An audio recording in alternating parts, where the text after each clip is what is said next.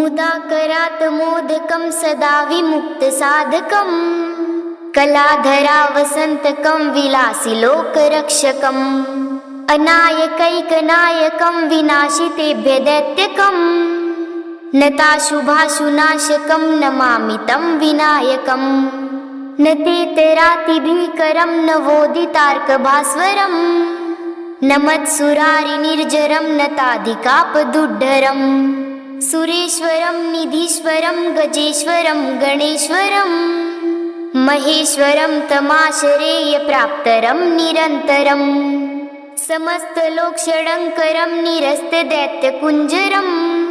दरेतरोदरं वरं वरेभ्य वक्त्रमक्षरम्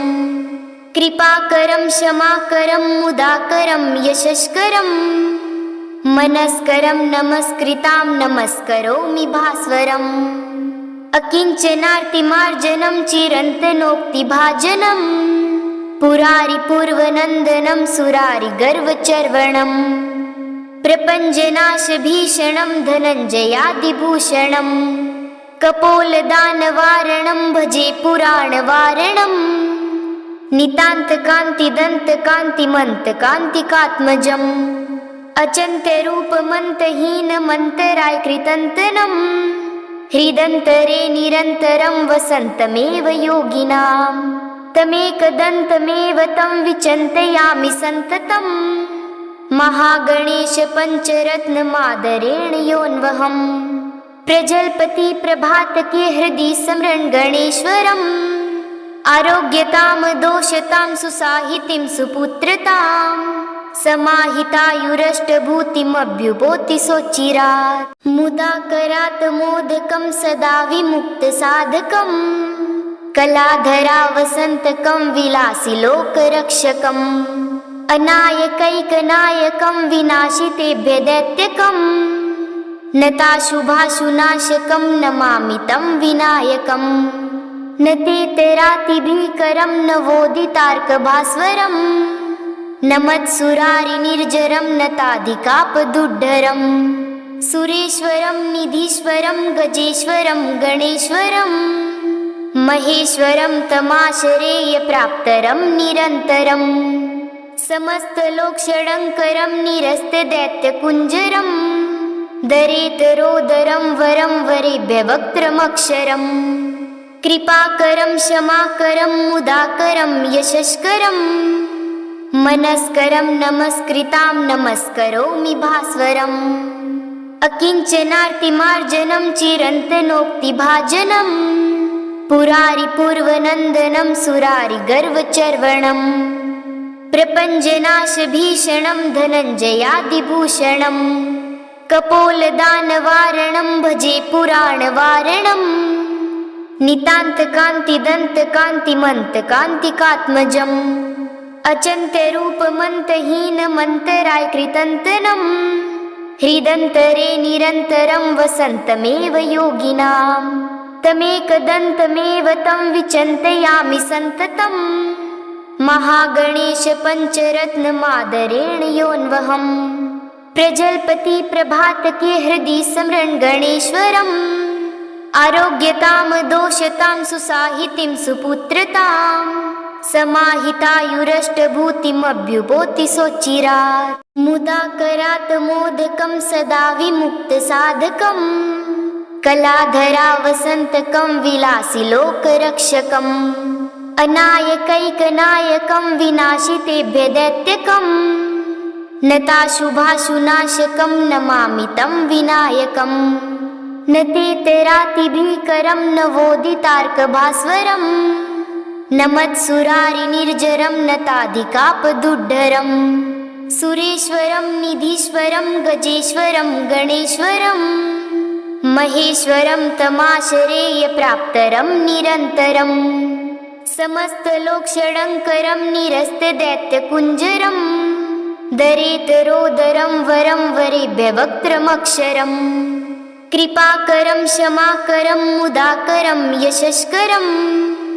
मनस्करं नमस्कृतां नमस्करोमि भास्वरम् अकिञ्चनार्तिमार्जनं चिरन्तनोक्तिभाजनं पुरारिपूर्वनन्दनं सुरारिगर्वचर्वणं प्रपञ्चनाशभीषणं धनञ्जयादिभूषणं कपोलदानवारणं भजे पुराणवारणम् नितान्तकान्तिदन्तकान्तिमन्तकान्तिकात्मजम्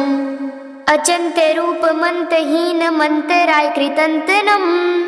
हृदन्तरे निरन्तरं वसन्तमेव योगिनां तमेकदन्तमेव तं विचिन्तयामि सन्ततम् महागणेशपञ्चरत्नमादरेण योऽन्वहम् प्रजल्पति प्रभातके हृदि स्मरन् गणेश्वरम् आरोग्यतां दोषतां सुसाहितिं सुपुत्रतां समाहितायुरष्टभूतिमभ्युपोति सोच्चिरात् मुदाकरात् मोदकं सदा विमुक्तसाधकम् कलाधरावसन्तकं विलासि लोकरक्षकम् अनायकैकनायकं विनाशितेभ्य दैत्यकम् नताशुभाशुनाशकं नमामि तं विनायकम् न तेतरातिभीकरं नवोदितार्कभास्वरम् न मत्सुरारिनिर्जरं नताधिकापदुड्डरं सुरेश्वरं निधीश्वरं गजेश्वरं गणेश्वरं महेश्वरं तमाश्रयप्राप्तरं निरन्तरं समस्तलोकषडङ्करं निरस्तदैत्यकुञ्जरं दरेतरोदरं वरं वरेभ्य वक्त्रमक्षरम् कृपाकरं क्षमाकरं मुदाकरं यशस्करं मनस्करं नमस्कृतां नमस्करोमि भास्वरम् अकिञ्चनार्तिमार्जनं चिरन्तनोक्तिभाजनं पुरारिपूर्वनन्दनं सुरारिगर्वचर्वणं प्रपञ्चनाशभीषणं धनञ्जयादिभूषणं कपोलदानवारणं भजे पुराणवारणम् नितान्तकान्तिदन्तकान्तिमन्तकान्तिकात्मजम् अचिन्त्यरूपमन्तहीनमन्तरायकृतन्तनं हृदन्तरे निरन्तरं वसन्तमेव योगिनां तमेकदन्तमेव तं विचिन्तयामि सन्ततम् महागणेशपञ्चरत्नमादरेण योऽन्वहम् प्रजल्पति प्रभातके हृदि स्मरन् गणेश्वरम् आरोग्यतां दोषतां सुसाहितिं सुपुत्रतां समाहितायुरष्टभूतिमभ्युपोति सोच्चिरात् मुदाकरात् मोदकं सदा विमुक्तसाधकम् कलाधरावसन्तकं विलासि लोकरक्षकम् अनायकैकनायकं विनाशितेभ्य दैत्यकम् नताशुभाशुनाशकं नमामि तं विनायकम् न तेतरातिभीकरं नवोदितार्कभास्वरम् न मत्सुरारिनिर्जरं नताधिकापदुड्डरं सुरेश्वरं निधीश्वरं गजेश्वरं गणेश्वरं महेश्वरं तमाश्रयप्राप्तरं निरन्तरं समस्तलोकषडङ्करं निरस्तदैत्यकुञ्जरं दरेतरोदरं वरं वरेभ्य वक्त्रमक्षरम् कृपाकरं क्षमाकरं मुदाकरं यशस्करं मनस्करं नमस्कृतां नमस्करोमि भास्वरम् अकिञ्चनार्तिमार्जनं चिरन्तनोक्तिभाजनं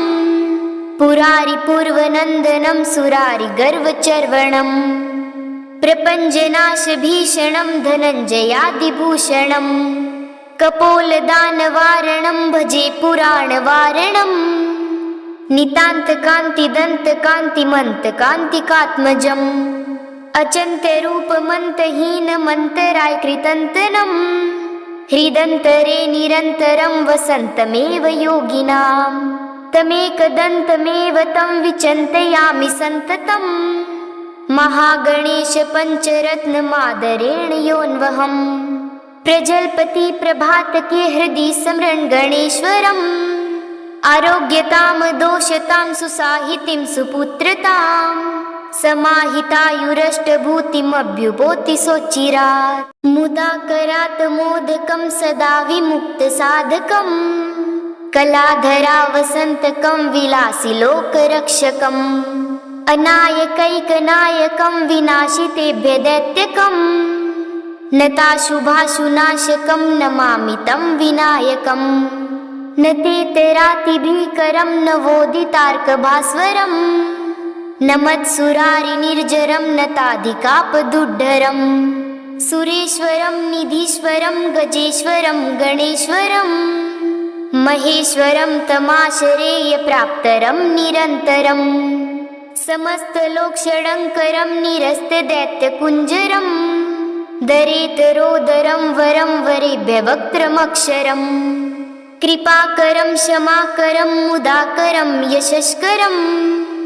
मनस्करं नमस्कृतां नमस्करोमि भास्वरम् अकिञ्चनार्तिमार्जनं चिरन्तनोक्तिभाजनं पुरारिपूर्वनन्दनं सुरारिगर्वचर्वणं प्रपञ्चनाशभीषणं धनञ्जयादिभूषणं कपोलदानवारणं भजे पुराणवारणं नितान्तकान्तिदन्तकान्तिमन्तकान्तिकात्मजम् अचिन्त्यरूपमन्तहीनमन्तरायकृतन्तनं हृदन्तरे निरन्तरं वसन्तमेव योगिनाम् तमेकदन्तमेव तं विचिन्तयामि सन्ततम् महागणेश पञ्चरत्नमादरेण योऽन्वहम् प्रजल्पति प्रभातके हृदि स्मरन् गणेश्वरम् आरोग्यतां दोषतां सुसाहितिं सुपुत्रताम् समाहितायुरष्टभूतिमभ्युपोति सोच्चिरात् मुदाकरात् मोदकं सदा विमुक्तसाधकम् कलाधरा वसन्तकं विलासि लोकरक्षकम् अनायकैकनायकं विनाशितेभ्य दैत्यकम् नताशुभाशुनाशकं नमामि तं विनायकं न तेतरातिभीकरं नवोदितार्कभास्वरं न मत्सुरारिनिर्जरं नताधिकापदुड्डरं सुरेश्वरं निधीश्वरं गजेश्वरं गणेश्वरं महेश्वरं तमाश्रयप्राप्तरं निरन्तरं समस्तलोकषडङ्करं निरस्तदैत्यकुञ्जरं दरेतरोदरं वरं वरेभ्यवक्त्रमक्षरं कृपाकरं क्षमाकरं मुदाकरं यशस्करं मनस्करं नमस्कृतां नमस्करोमि भास्वरम् अकिञ्चनार्तिमार्जनं चिरन्तनोक्तिभाजनं पुरारिपूर्वनन्दनं सुरारिगर्वचर्वणं प्रपञ्चनाशभीषणं धनञ्जयादिभूषणं कपोलदानवारणं भजे पुराणवारणं नितान्तकान्तिदन्तकान्तिमन्तकान्तिकात्मजम् अचिन्त्यरूपमन्तहीनमन्तरायकृतन्तनं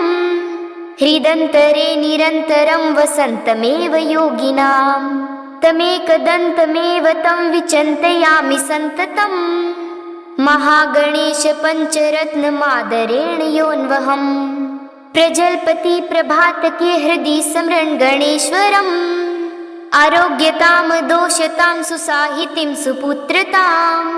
समाहितायुरष्टभूतिमभ्युपोति सोच्चिरात् मुदाकरात् मोदकं सदा विमुक्तसाधकम्